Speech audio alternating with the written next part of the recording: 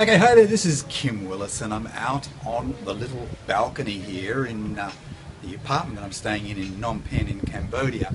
It's part of my Asian Odyssey experience where I've been travelling through Asia, different countries, many different countries, and really just, I don't know, just seeing how other people live, I guess. It's kind of fascinating for me.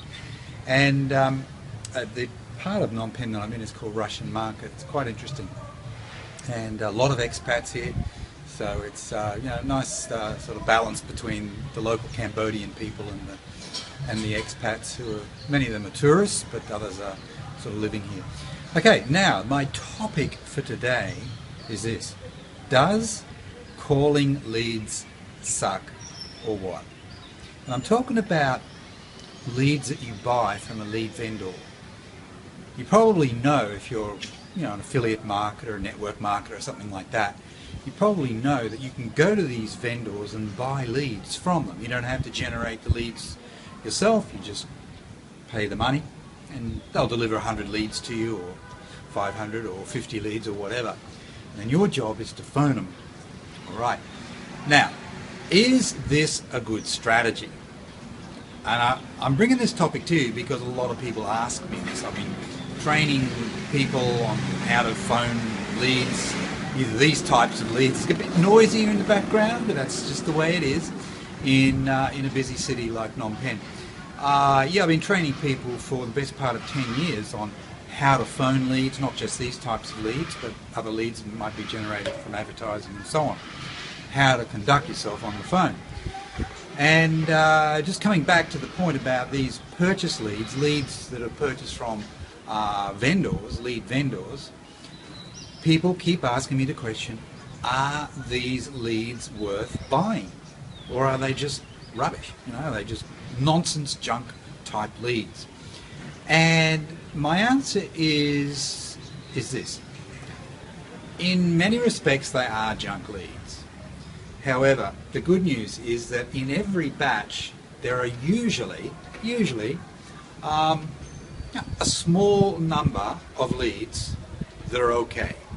They may even be good. Okay. How many? Well, it depends on the batch and it depends on the company that you're buying the leads from.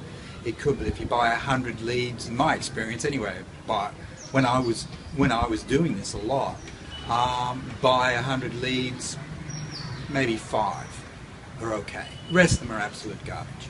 Okay? There's something like that. As many as 10 might be okay. All right? And so, I trawl through 100 leads, phone, dialing for dollars, being a wage slave, all of that. And I might be lucky to get one sign up out of the 5 or 10 that are okay. So, does that mean that it doesn't work? It's a poor strategy?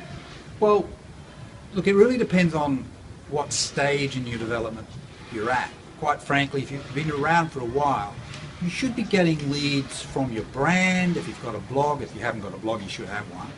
Build your brand. You should be getting leads from SEO, from other forms of more targeted advertising, etc.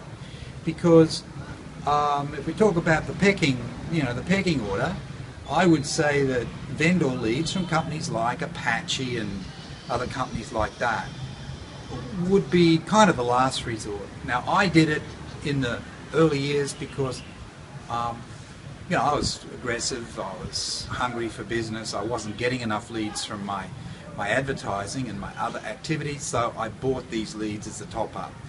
But if I had my time over again, I wouldn't do it.